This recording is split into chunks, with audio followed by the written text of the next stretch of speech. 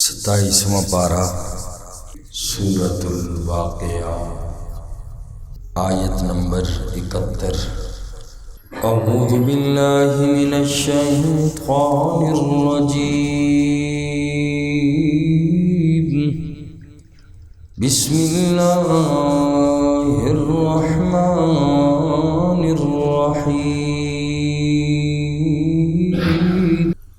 افرأیتم، کیا دیکھا تم نے، النار، وہ آگ، التی، جس کو تم تورون،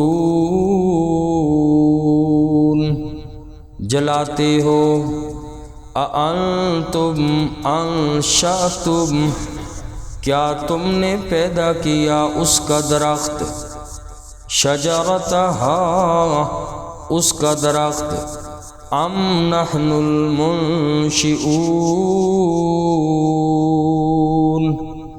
یا ہم پیدا کرنے والے ہیں، نحن جعلناہا، ہم نے بنایا اس کو، تذکرۃ، نصیحت کے لیے، ومتاعاً، اور فائدے کی چیز، للمقوین، مسافروں کے لیے، فسبح، پس آپ پاکی بیان کیجئے، بسم ربک العظیم، اپنے رب کے نام کی جو بہت بڑا ہے۔ اللہ کی توحید پر دلائل کا بیان چل رہا تھا۔ پہلی دلیل اللہ پاک نے ارشاد فرمائی، اَأَنْتُمْ تَخْلُقُونَهُ أَمْ نَحْنُ الْخَالِقُونَ، اے انسان اپنی پیدائش میں غور کر، أَفَرَأَيْتُمْ مَا تُمْنُونَ، اس قطرے سے تیری پیدائش ہے، بتانا اس سے اس انداز میں ایک انسان کو پیدا تم کرتے ہو یا میں کرتا ہوں؟ جب میں اللہ کرتا ہوں تو میرے ساتھ دوسروں کو شریک کیوں کرتے ہو؟ اور دوسری دلیل اللہ پاک نے دی، افرأیتم ما تحرثون، ذرا غور کرو لوگو، جو بیج کسان فصل کے اندر ڈالتا ہے، اس بیج سے کومپل اور پھر درخت بنانا، یہ کس کا کام ہے؟ کیا میرے علاوہ کوئی اور بھی ایسا کر سکتا ہے؟ جب نہیں کر سکتا تو میری الوہیت میں غیروں کو شریک کیوں کرتے؟ اور تیسری دلیل اللہ پاک نے دی تھی، افرأیتم الماء الذی تشربون، بھلا دیکھو تم اس پانی کو جو تم پیتے ہو، آسمان سے کون نازل کرتا ہے؟ اللہ فرماتے ہیں جب میں نازل کرتا ہوں تو میرے ساتھ دوسروں کو کیوں شریک کرتے؟ آج چوتھی دلیل اللہ پاک نے دی، فرمایا اللہ نے درخت پیدا کیے، آگ والے درخت، العفار اور المرخ، یہ دو درخت ہیں، اور اس کے علاوہ بھی اور بھی ہوں گے، لیکن یہ دو درخت بڑے مشہور ہیں کہ ان دونوں کی لکڑیاں جس وقت آپس میں ٹکراتی ہیں تو ان سے آگ نکلتی ہے۔ المرح اور العفار، یہ دو درخت ہیں، عرب میں پائے جاتے ہیں، اور ان کو جب آپس میں ٹکرایا جاتا ہے ان سے آگ نکلتی ہے۔ یہ آگ کے درخت ہیں۔ اللہ پوچھ رہے ہیں، اَأَنْتُمْ أَنشَأْتُمْ شَجَرَتَهَا أَمْ نَحْنُ الْمُنشِئُونَ، بتاؤ نا یہ درخت آگ والے کون پیدا کرتا ہے؟ کس نے پیدا کیے؟ میں اللہ نے بنائے یا تم لوگوں نے بنائے جنہیں تم شریک اللہ کا ٹھہراتے ہو؟ تو فرمایا وہ رب جس نے سبز ٹہنیوں سے آگ پیدا کی، اور سبز ٹہنیوں سے اللہ آگ پیدا کرے تو کیا وہ اللہ تمہیں دوبارہ پیدا نہیں کر سکتے؟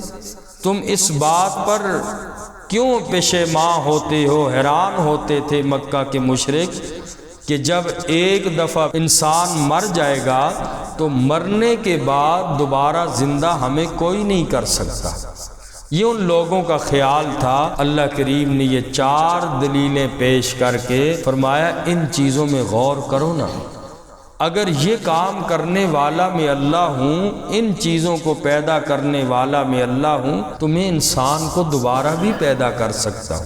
اور آگے اللہ فرماتے ہیں نحن جعلناها تذکرہ، ہم نے اس آگ کو نصیحت کے لیے بنایا۔ آگ کو یاد دہانی کا اللہ فرماتے ہیں میں نے ذریعہ بنایا۔ دنیا کی آگ کو دیکھ کر آخرت کی یاد آنی چاہیے۔ آخرت کی یاد اللہ فرماتے ہیں یہ جو دنیا کی آگ ہے اور اس سے فائدے تم بڑے حاصل کرتے ہو، لیکن اصل میں نحن جعلناها تذکرہ، ہم نے اس دنیا کی آگ کو یاد دہانی کا ذریعہ بنایا ہے کہ دنیا کی آگ کو دیکھ کر آخرت کی یاد، آخرت کی جو آگ ہے، جہنم کی جو آگ ہے، اس کی یاد آنی چاہیے، جس کے بارے میں حدیث پاک میں فرمایا نارکم ہادہ جزء من 70 جزءا، دنیا کی آگ سے 70 گنا زیادہ گرم وہ جہنم کی آگ ہوگی۔ اللہ تعالیٰ اس جہنم کی آگ سے ہم سب کی حفاظت فرمائے۔ ترمذی شریف کی روایت ہے، سیدنا حضرت ابو ہریرہ رضی اللہ تعالی عنہ فرماتے ہیں رسول اللہ صلی اللہ علیہ وسلم نے ارشاد فرمایا کہ جہنم کی آگ کو 1000 سال جلایا گیا یہاں تک کہ وہ سرخ ہو گئی، اور فرمایا پھر اس کے بعد سرخ ہونے کے بعد جہنم کی آگ کو پھر مسلسل 1000 سال تک بھڑکایا گیا اور جہنم کی آگ سفید ہو گئی۔ اور پھر اللہ کے نبی صلی اللہ علیہ وسلم نے فرمایا کہ پھر 1000 سال پھر اس جہنم کی آگ کو بھڑکایا گیا اور وہ جہنم کی آگ سیاہ ہوگی، اور اب تک وہ جہنم کی جو آگ ہے وہ سیاہ اور تاریک ہے۔ ایک تو اندھیرا ہوگا اور پھر وہ اتنی سخت بھڑکائی ہوئی آگ، اور اب وہ فرمایا کہ آگ جو ہے وہ سیاہ اور تاریک آگ ہے۔ تو فرمایا یہ دنیا کی آگ اس جہنم کی، اس آخرت کی آگ کی یاد دہانی ہے۔ جب یہ آگ دنیا کی ناقابل برداشت ہے، کوئی بندہ ہاتھ بھی نہیں رکھ سکتا، جہنم کی آگ اتنی سخت کس طرح برداشت ہوگی؟ لہٰذا انسان کو اپنے اوپر ظلم نہیں کرنا چاہیے، اس آگ سے بچاؤ۔ قرآن نے فرمایا قوا انفسکم واہلیکم نارا، اے لوگو اپنے آپ کو، اپنے گھر والوں کو جہنم کی آگ سے بچاؤ، جہنم کی آگ سے بچاؤ۔ قرآن نے فرمایا جس کا ایندھن انسان اور پتھر ہوں گے، اور اس آگ سے بچنے کا انتظام کرنا چاہیے۔ اور اس آگ سے بچنے کا انتظام یہ ہے انسان گناہوں والی زندگی کو چھوڑ دے، گناہوں کو چھوڑ دیں، نفلی کام بھی کریں، نہیں ہوتے تو فرائض کی حد تک ادا کریں، اور کوشش یہ کریں گناہوں کی زندگی سے بچ جائیں۔ یہ اس جہنم سے بچنے کا انتظام ہے۔ دنیا میں اللہ کی نافرمانی سے بچ جاؤ، کسی کے ساتھ ظلم زیادتی نہ کرو، ظلم نہ کرو، سود نہ کھاؤ اور زیادتی نہ کرو کسی پر، چاہے وہ گھر کے افراد ہیں، چاہے وہ باہر کے ہیں، کوئی بھی ہے، کسی کے ساتھ زیادتی نہ ہو۔ قیامت کے دن یہ جہنم کا توق بن جائے گی۔ اس لیے فرمایا اس جہنم کی آگ سے بچنے کا انتظام کرو۔ یہ جو دنیا کی آگ ہے، اس آگ کو اللہ نے یاد دہانی بنایا، نحن جعلناها تذکرہ، اس آگ کو اللہ نے یاد دہانی بنایا، نصیحت کے لیے بنایا۔ اس آگ کو ہر بندہ روزانہ دیکھتا ہے، کبھی غور کیا؟ اللہ دعوت فکر دے رہے ہیں، غور کرو، یہ دنیا کی آگ یاد دہانی کا ذریعہ ہے، آخرت کی آگ یاد آنی چاہیے۔ اس لیے فرمایا ہم نے آگ کو یاد دہانی کا ذریعہ بنایا، اور فرمایا وَمَتَاعًا لِلْمُقْوِينَ، اور یہی آگ مسافروں کے لیے فائدے کی چیز ہے۔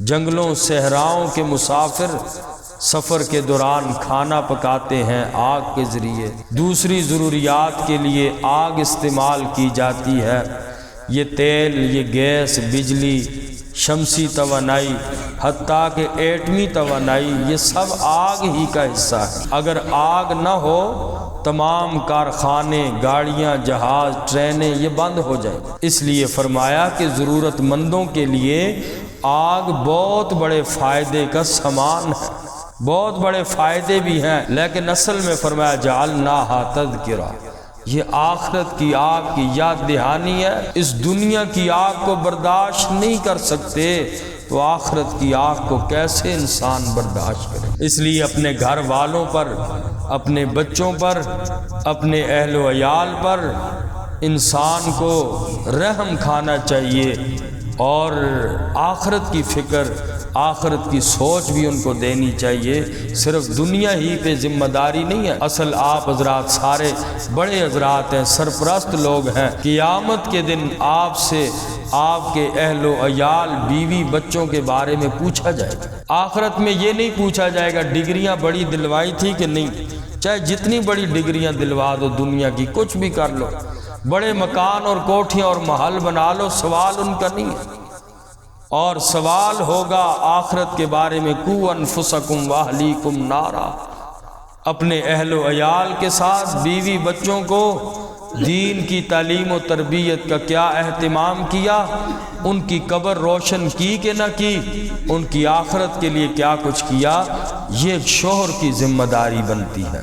اور ان انعامات کے ذکر کرنے کے بعد اللہ پاک نے فرمایا فسبح باسم ربک العظیم، فرمایا کہ آپ عظمتوں والے رب کے نام کی تسبیح بیان کریں، اور اس کا فائدہ یہ ہوگا اللہ کے ذکر سے، اللہ کی یاد سے انسان اپنے عقیدے اور عمل کو درست کر لے گا، اور جس چیز کا تذکرہ انسان کی زبان پر ہوتا ہے اس کی عظمت دل میں بیٹھتی ہے۔ جب اللہ کی تسبیح ہر وقت ہوگی انسان پہ اللہ کا خوف طاری ہوگا، جب اللہ کا خوف طاری رہے گا انسان گناہوں سے بچنے کا اہتمام کرے گا۔ اس لیے ایمان والوں کی ایک صفت یہ ہے کہ ایمان والا بندہ فضول اور لغویات کاموں سے اعراض کرتا ہے، منہ موڑتا ہے، فضول کاموں سے دور بھاگتا ہے۔ تو باقی اور بھی بڑے فضولیات، محفلیں، مجلسیں ہیں، اور سب سے بڑی چیز موبائل ہے۔ موبائل کو کتنا گھنٹوں دیتے ہیں، کیا کچھ ملتا ہے ہمیں، کون سا نیکی کا کام ہوتا ہے، کیا کچھ کرتے ہیں۔ اس لیے یہ بھی ایمان والے کی نشانی ہے، فضول اور لغویات میں نہیں پڑتا۔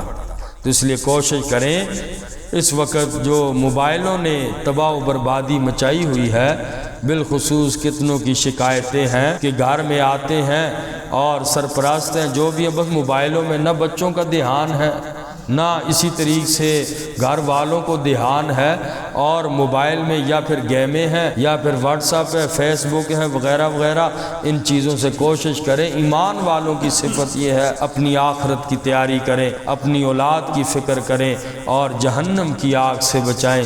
اللہ تعالی ہم سب کو عمل کی توفیق نصیب فرمائے۔ فرمایا افرأیتم النار التی تورون،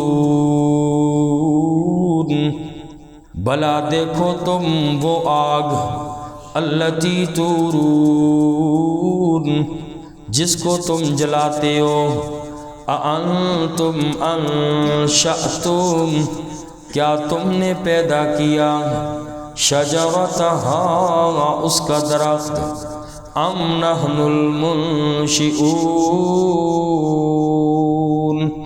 یا ہم پیدا کرنے والے ہیں، نحن جعلناہا، ہم نے بنایا اس آگ کو، تذکرۃ، نصیحت کے لیے، یاد دہانی کے لیے۔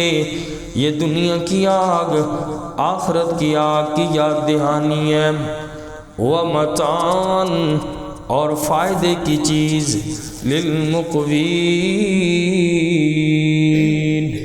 مسافروں کے لیے، فسبح، پس آپ پاکی بیان کیجئے، بسم ربک العظیم، اپنے رب کی نام کی، العظیم جو بہت ہی بڑا ہے۔